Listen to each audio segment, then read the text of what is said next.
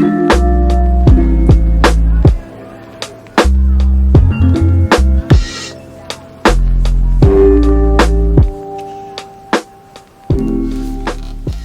everyone, welcome back to the channel. How are you? It's another beautiful Monday.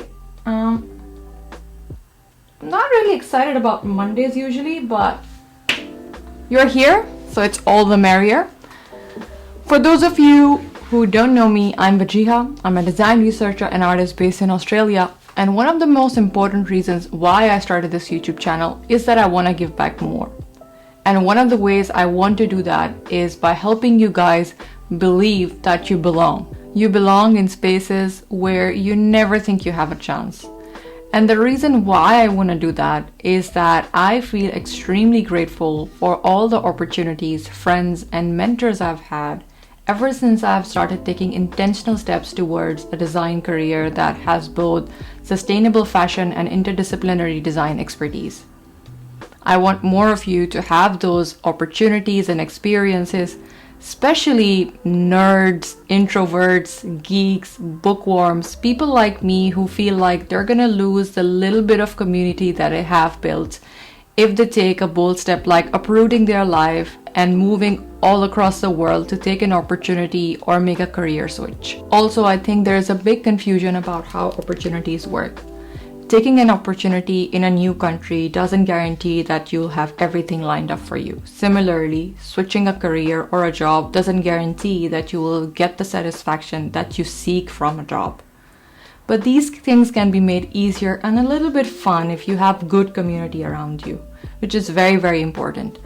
When I moved to Australia 3 years ago, I had no clue how things work in this part of the world. I had no idea how to do my taxes, how to register a company. What are these abbreviations in Australia? Like, what do I have to say to get a tall latte? I later realized there is nothing such as a tall latte. It's large, by the way, but it's pretty darn good. So my friends and community that I had built around me was my first point of contact for everything big and small. If I had confusion about anything, I would go and ask them, and they would generously give me their time and attention and educate me a little bit more about these things. I have lived in 5 countries in the last 7 years, starting from Pakistan to Qatar to UAE, then to Netherlands, then back to Qatar, and now in Australia. And I was able to do that only because I had this amazing community of friends and mentors around me. Otherwise, I don't see myself doing that at any point in time. So today I'll share my 8 tried and tested methods of finding friends and mentors in a new country. I hope they make your life as a student, immigrant, digital nomad, or a traveler a little bit easier. And even if you are not any of those, I hope they still help you scan your surroundings a little bit differently and meet some cool people. But first of all, let's define, what do I mean by an introvert? Simply defined, an introvert is a person who feels more comfortable focusing on their inner thoughts and ideas rather than what's happening externally. They enjoy spending time with a few people or themselves instead of large groups. They turn to their own minds and spend quiet time in their own space to recharge, as opposed to extroverts who are mentally recharged by meeting new people in social settings. Introverts make somewhere between 1/3 to half of total world's population, and we're still considered weird for taking a rain check on events, parties, social events, mixers, and dinners. I don't get the point of the whole prejudice here, but hear me out.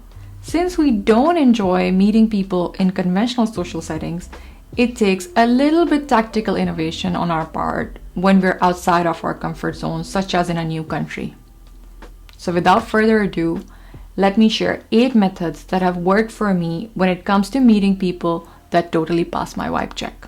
Method number 1, lower your headphones. Now you see what I did when I met all of you cool people in the beginning of this video. I simply lowered my headphones and placed them aside. Now I know that introverts really don't like being messed with when they're in their own zone and being productive. We buy the biggest over-ear headphones and put them on top of our heads so nobody could disturb us. But that being said, and being an introvert myself, I do enjoy the company of a select few people, and lowering my headphones, especially when I'm in a new setting or in a new country, helps me meet some of those cool people. And once you've met a cool person, the second step is to listen. If conversations create space for people to share their experiences, life, and ideas, listening is the glue that binds it together. That is why the greatest communicators in the world are good listeners. Introverts generally have good listening skills, and all we have to do on top of it is hone into those listening skills and create space for people to tell their stories so we can connect to them at a deeper level. Research shows that people create more space for other people who listen to them rather than offering them solutions. Because sometimes people just want to vent. They don't want solutions to their problems because they're fully capable of solving them themselves. You just have to listen and be a good friend at that point. Speaking from my own experience, when I meet someone interesting at a gallery or an exhibition, I usually ask them what brings them here. Are they enjoying the exhibition? What artwork in particular do they like? Have they had a chance to meet the artist? If they haven't, and if I know the artist, I walk them over and introduce the artist to them so that two cool people can meet each other. I've met some of my curators this way because they're usually scouting for artists for a group show, and when I put them in touch with other artists, they usually recognize me as an artist who can bring other artists together, and I've had some great shows this way. Which brings me to method number 3. Publish or show your work. Even if you don't have a website or social media, there must be some way you can show your work. My mom used to do it all the time back in the days when she would cook for my friends, and they would have this amazing lunch at my home, and they would go back home and would not stop talking about it, so their moms will come the next day and ask my mother for the recipe. And before I know it, my mom and their mom are friends. Now I don't know half of those kindergarten and early childhood friends by now, but my mom is still pretty tight with a couple of them. Pretty cool, right? As far as I'm concerned, I didn't have a website up until early this year, but I always make it a point to publish or show my work at art galleries, exhibitions, and design weeks. And it has led to some amazing conversation with curator, artists, visitors. I almost always get my next opportunity in the exhibition that I'm exhibiting, so that is a pretty good way, especially for artists and designers, to just keep on showing their work. Which brings me to method number 4. Finding work in a company with good people culture. I cannot stress this enough. If you're working for a company or if you're building one, make sure that the people culture is immaculate, because this work ethic will carry on to your further roles and wherever you go in the world. Your colleagues and your mentors and your managers will become your references. Your boundaries and work ethic that you set in this job will carry forward in either your next job or will take a mental health toll on you. So make sure you take care of yourself while you sign that contract. When applying for a job, I take into account every little detail about the people culture more than my salary, pay package, equity.